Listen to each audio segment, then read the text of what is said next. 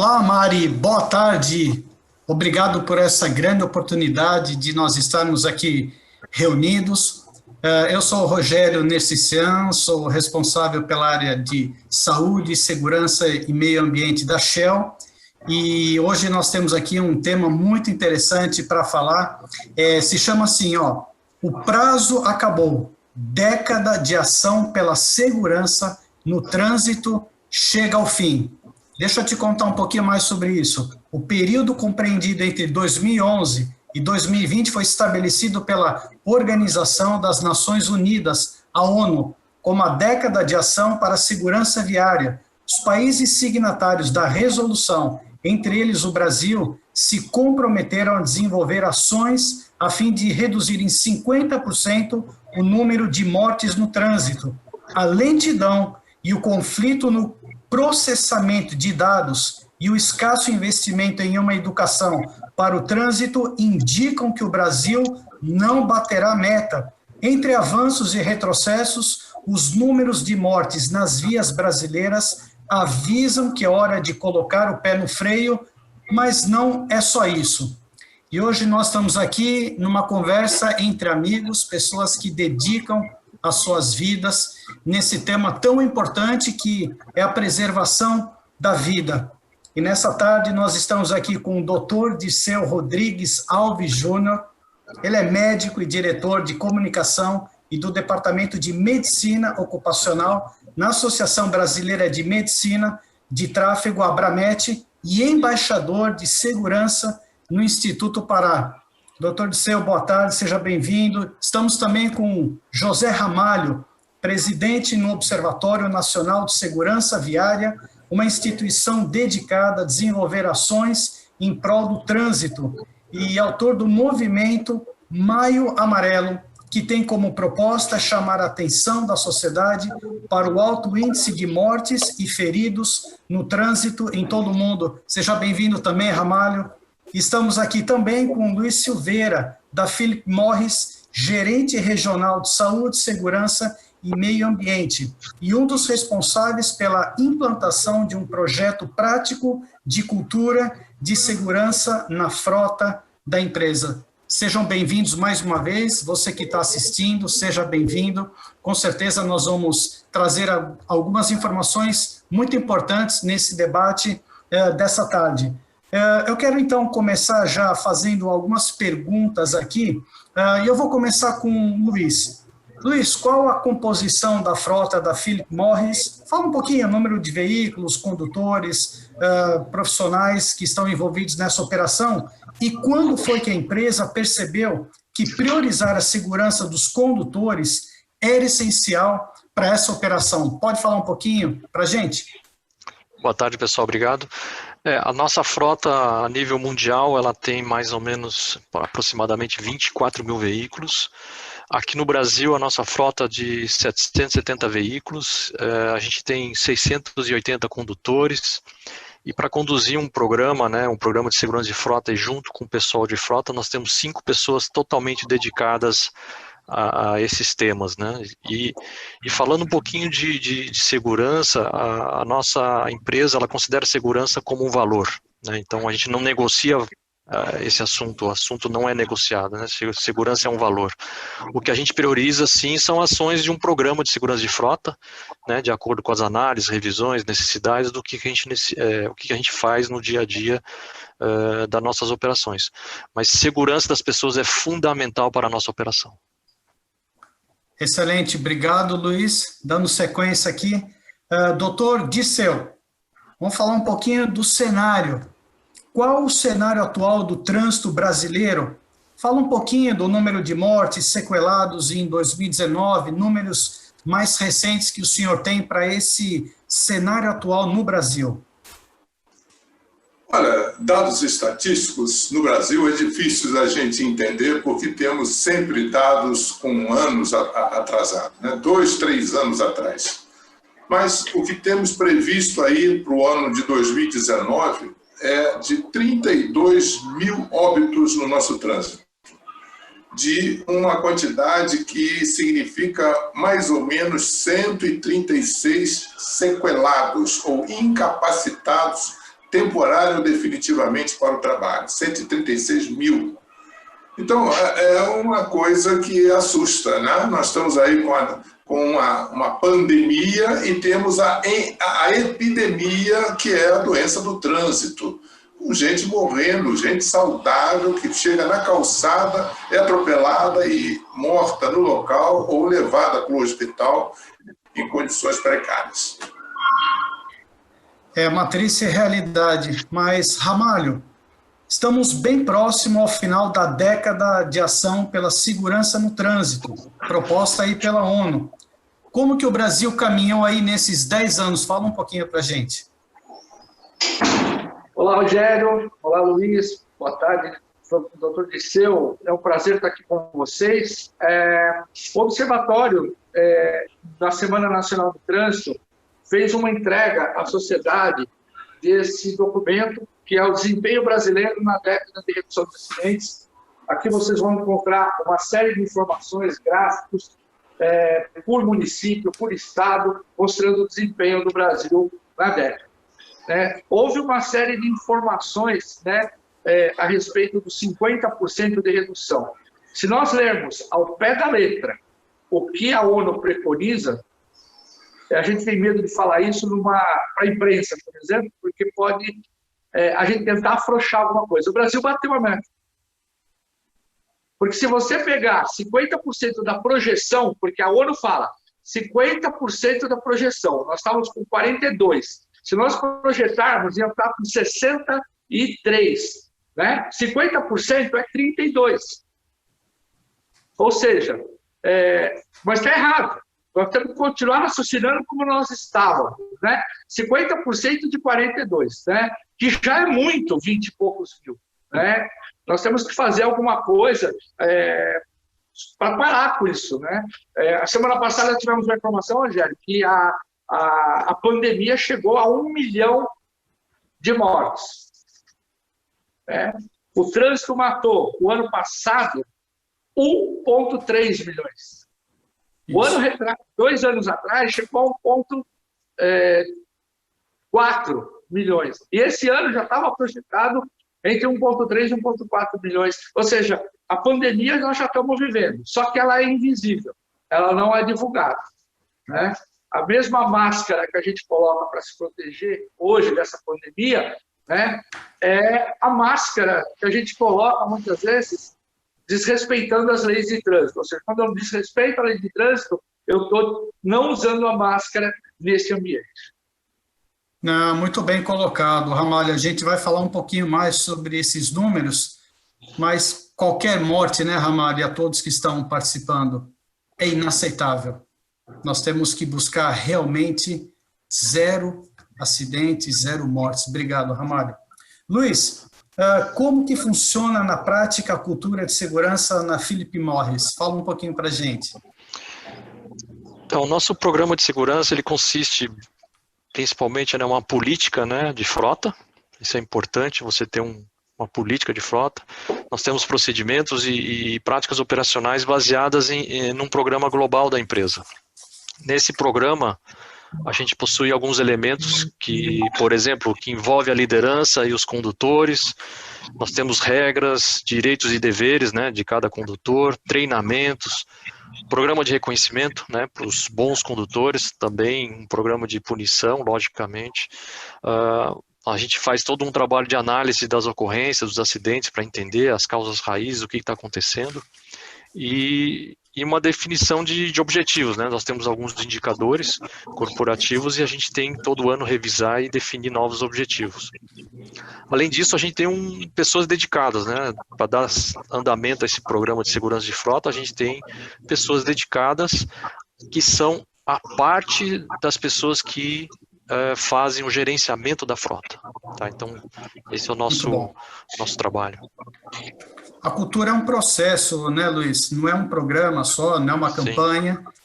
Segurança na Shell também é um valor. Assim como você disse, Luiz, nós entendemos que valor é um processo. Não é algo que você muda de um dia para outro, mas você precisa tomar um passo, um dia de cada vez. Eu poderia citar algumas coisas importantes que nós temos. assim como as 12 regras que salvam vidas.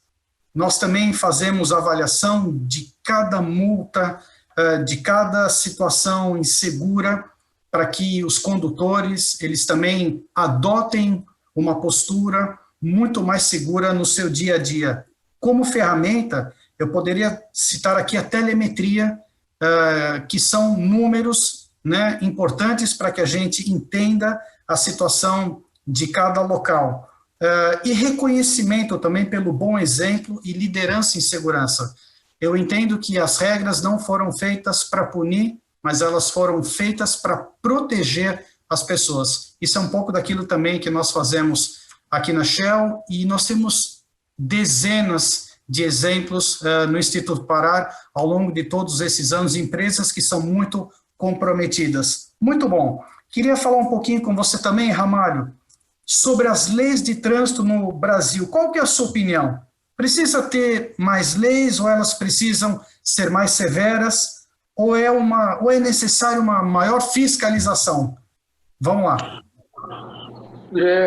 A gente vem numa batida há alguns anos, Rogério, falando que nós precisamos de uma nova formação do condutor. Precisamos de condutores formados diferente do que nós temos hoje. Hoje nós adestramos as pessoas para tirar a habilitação e receber um atestado de óbito antecipado.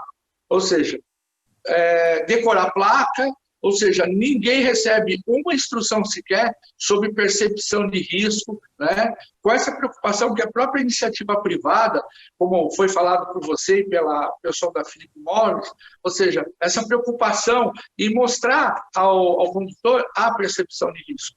Então, nós precisamos fortalecer o eixo educação, né? Tanto a educação nas escolas, como prevê o Código de Trânsito Brasileiro, e o Educa está aí para isso, que é a Educação de Trânsito que o Observatório entregou ao governo federal, assim como a nova formação do condutor. Excelente, muito bom. Doutor Dirceu, quais são os principais gargalos do nosso trânsito? Ou seja, o que falta para que a gente saia dessa lista de um dos piores trânsitos do mundo? Olha, basicamente, educação, formação do condutor, fiscalização e punição. São os 4 pilares para a gente poder mudar o comportamento do nosso motorista. Mas eu acho que precisamos atuar na infância, sabe? Desde os 5 anos de idade até a universidade, em 13 anos, de 5 ou 18 anos, a gente mudar a cultura desses jovens com relação à mobilidade, quer seja como motorista, como motociclista, pedestre, todas as maneiras de mobilidade para que essa criança, esse jovem, né, ele chegue aos 18 anos com a cabeça diferente do que nós vemos hoje. Hoje ele precisa de um passaporte para a maioridade, que é a CNH, Carteira Nacional de Habilitação. Então, precisamos mudar esse comportamento, fazer ele chegar aos 18 anos mais cidadão, respeitando as pessoas, respeitando o trânsito, respeitando as leis, né? E bem situado com relação às demais pessoas que ele vai encontrar no trânsito.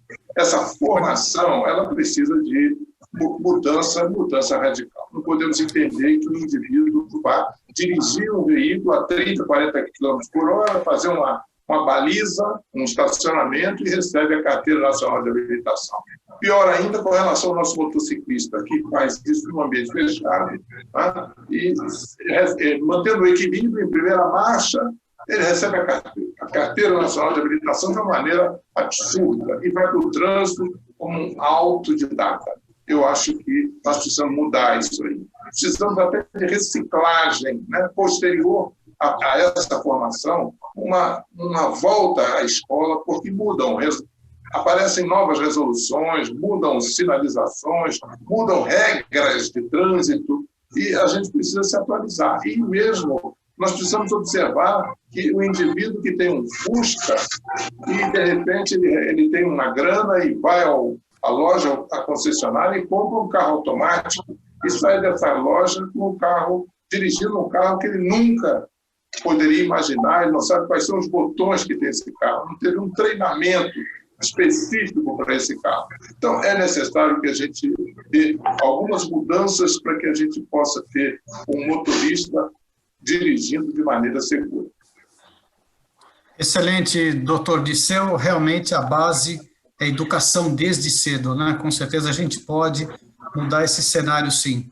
Gostaria de falar um pouquinho mais até das regras que salvam vidas. A Shell lançou esse processo lá em 2009, e já se passaram tantos anos, e a certeza que nós chegamos é de que nós pudemos contribuir em salvar vidas. São 12 regras, e nós percebemos que essas regras, elas estão ligadas a atividades muito importantes dentro da empresa. E 4 dessas 12 estão ligadas à segurança viária. Então, a questão de não usar álcool e drogas, você respeitar o limite de velocidade, não usar o celular, você sempre usar o seu cinto de segurança na frente, também nos passageiros atrás, e seguir um plano de jornada segura. Então, essas regras contribuíram e continuam contribuindo para o processo de cultura e formação dos condutores e de diversas áreas que envolvem a segurança nas operações em todo o mundo. Então, eu incentivo você também, dentro da tua empresa, trabalhar a sua política e colocar regras que não apenas servem para punirem, mas muito mais para protegerem as pessoas. Quero voltar com o senhor, doutor Disseu. Há esperança para o trânsito no Brasil? Que conselho o senhor daria para os nossos condutores, para a gente já encerrando essa nossa conversa tão boa aqui? Bom, a primeira coisa seria o respeito dos nossos motoristas com relação às regras de trânsito. E precisamos de uma atuação das organizações governamentais com o intuito de combaterem esses absurdos que acontecem no trânsito, o desrespeito do nosso motociclista, tá? Fazendo campanhas permanentes, e não campanhas que iniciam e terminam logo. Então, campanhas permanentes com o intuito de conscientizar a população em geral que os riscos do trânsito, que os riscos da mobilidade humana são grandes. E é interessante lembrar que os riscos não são só quando o sujeito morre atropelado na rua, quando é lesionado por um carro, mas a gente tem que imaginar que esse carro está causando outros danos respiratórios, doenças neoplásicas, em função dos gases, vapores, poeiras, né, que são inspirados, caem na circulação e vão atuar no organismo de alguma forma, produzindo doenças neoplásicas, doenças respiratórias, doenças graves. E nós temos aí a estimativa hoje de 20 mil óbitos ano na cidade de São Paulo em função da poluição ambiental causada pelo trânsito. E além da poluição produzida pelos gases, vapores, temos a poluição sonora. Então nós temos aí estimando 23% da população dos grandes centros com perdas auditivas induzidas pelo ruído ocupacional, que é o ruído produzido pelo trânsito, que varia aí de 78 a 93 decibéis, quando na realidade a gente não poderia ter mais de 85 decibéis com uma exposição de 8 horas. É uma verdadeira aula, doutor Disseu. Esse tema ele é complexo, mas ele deve ser estudado sim para que a gente avance nesse processo. A mesma pergunta também, Ramalho, tem esperança para que um dia a gente chegue ao número de 0 mortes e sequelados no trânsito brasileiro? Rogério, tem sim. Por isso que nós trabalhamos dioturnamente para isso, né? Entidades como a Abramet, Observatório, né? Nós trabalhamos justamente para isso, para lutar, para reduzir essa carnificina que é o trânsito, né? Nós temos que começar a levar um pouco mais duro com a sociedade, né? Nós temos que parar com o discurso da indústria da multa, né? Porque, na verdade, nós temos uma indústria de infratores, né? Ninguém gosta da câmera, né, que é um radar, que é uma câmera, mas todo mundo gosta da câmera no shopping, no banco, no condomínio, a câmera na escola do filho, só não gosta da câmera na rua, né?